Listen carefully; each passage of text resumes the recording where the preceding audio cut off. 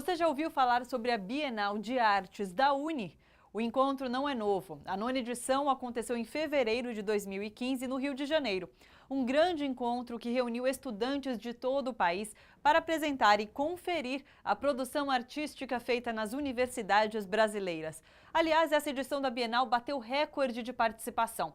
Até então, o maior público tinha sido na Bienal de 2011, com 8.000 jovens. Dessa vez, 15.000 estudantes participaram do evento. O Pra Você Ver de hoje traz reportagens da cobertura do evento. Eu estive no Rio de Janeiro acompanhando a Bienal da UNE, agora você acompanha comigo como foi o encontro. A cada 2 anos, a Mostra de Artes da UNE acontece em um estado diferente. Dessa vez, o Rio de Janeiro foi a cidade escolhida. O Centro Cultural Fundição Progresso se tornou o cenário das atividades de literatura, artes plásticas, música, dança, teatro e debate político. Confira como foi a abertura da Bienal. No domingo à tarde, uma multidão de estudantes começou a chegar ao Rio de Janeiro para a 9ª Bienal da União Nacional dos Estudantes. Jovens vindos de vários estados brasileiros. Vem do Mato Grosso. São Luís, Maranhão. Eu vim de Manaus, Amazonas. A gente vem de Goiânia, nossa primeira vez na Bienal. O tema da 9ª Bienal são as vozes do Brasil, para lembrar que um país tão diverso como o nosso pode ser unificado a partir da língua. Você tem a diversidade do Brasil aqui, então você tem estudante do Amapá, do Amazonas, do Rio Grande do Sul, do DF. Então, por si só, já é um grande caldeirão cultural e muita gente que se relaciona com o debate da cultura, né? Muita gente que produz arte na universidade, arte engajada, de vários tipos diferentes. O espetáculo homenageou o criador e criatura. Na encenação, um diálogo entre o escritor Mário de Andrade e a personagem Macunaíma. O Mário de Andrade criou um personagem que é o Macunaíma, fala dele, que é um personagem que não é um só.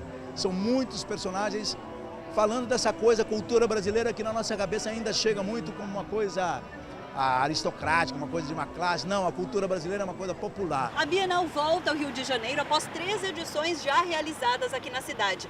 Inclusive, o Rio de Janeiro é a casa oficial da União Nacional dos Estudantes. Ela foi fundada aqui e funcionou nesse endereço, na Praia do Flamengo, número 132, até o dia 1º de abril de 1964, quando o prédio foi incendiado por agentes da ditadura militar.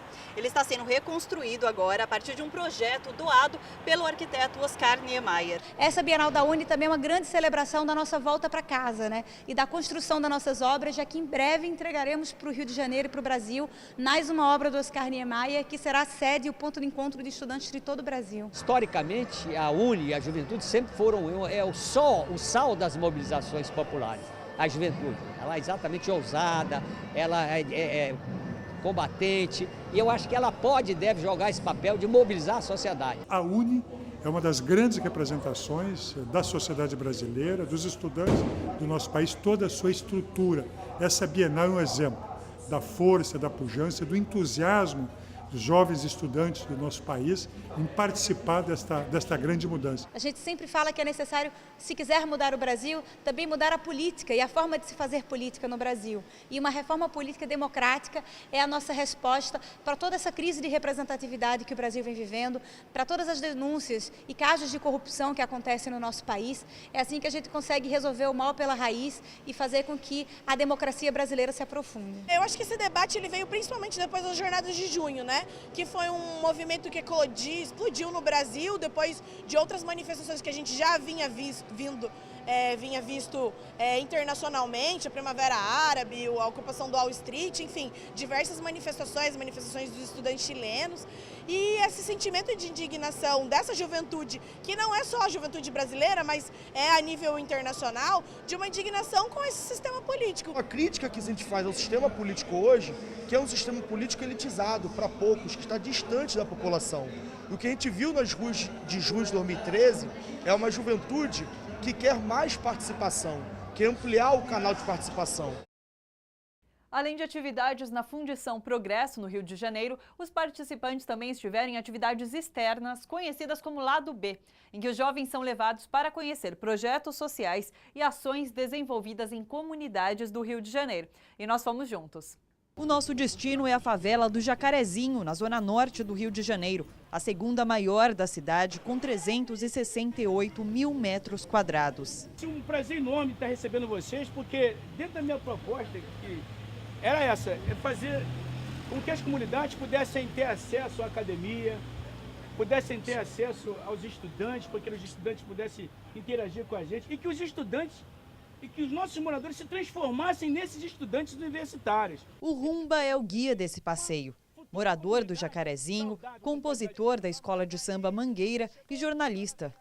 É também um dos colaboradores da Agência de Notícias das Favelas, uma rede de comunicação criada em 2001. Eu optei pela Agência de Notícias das Favelas porque a favela precisava de uma voz e também uma imagem. A favela precisa de uma imagem, ela precisa ser vista de dentro para fora, não de fora para dentro.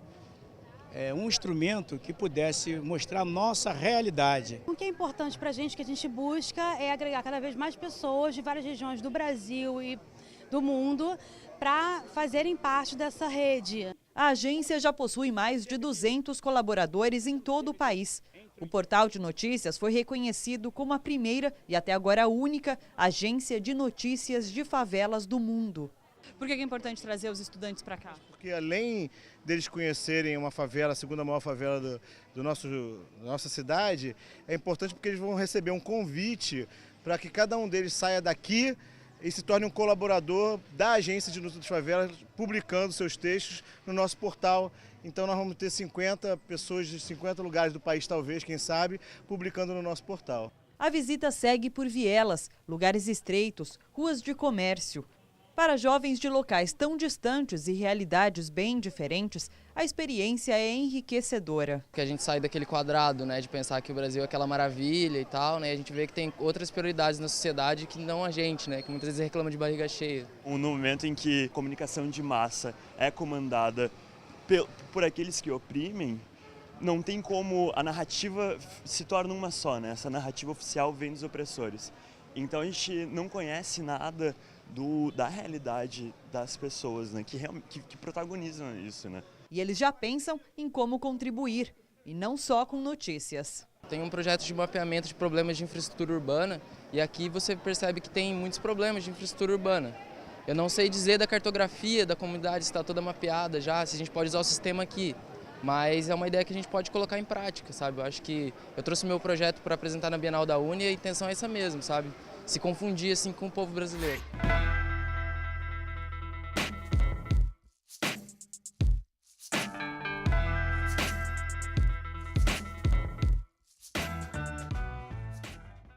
O ministro da Cultura, Juca Ferreira, visitou a Bienal da Uni, participou de debates e prometeu mais acesso aos eventos culturais para todo o povo brasileiro.